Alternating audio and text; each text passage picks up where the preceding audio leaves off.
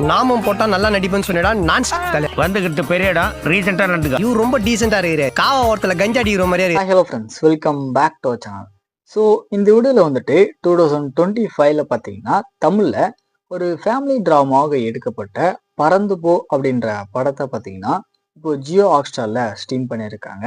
இந்த படம் பார்க்கறதுக்கு எப்படி இருக்கு அப்படின்னு தான் இந்த வீடியோவில் பார்க்க போகிறோம். அதாவது ஸ்கூல் படிக்கிற ஒரு பையன் பார்த்தீங்கன்னா அவங்க அப்பா கூட சேர்ந்து ரோட் ட்ரிப் மாதிரி போகும்போது அவன் வந்துட்டு என்னமான ஒரு விஷயங்களை புதுசாக பார்க்குறான் அப்படின்றது தான் இந்த படத்தோட கதைக்களமா பார்த்தீங்கன்னா இருக்கும். ஷார்ட் அண்ட் ஸ்வீட்டா சொல்லணும் அப்படின்னா தமிழ்ல பார்த்தீங்கன்னா இதுக்கு முன்னாடி வெளியான வாழை அப்படின்ற படத்துல பார்த்தீங்கன்னா சினிமாட்டோகிராஃபி அப்படின்றது ரொம்ப நல்லாவே காமிச்சிருப்பாங்க.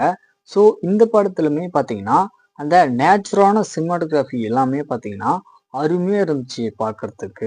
தென் அதே மாதிரி படத்துல அந்த பேக்ரவுண்ட் மியூசிக்ல வரக்கூடிய சாங்ஸ் எல்லாமே பார்த்தீங்கன்னா அந்த சீக்வன்ஸுக்கு ஏற்ற மாதிரி ரொம்ப நல்லாவே போட்டிருக்காங்க.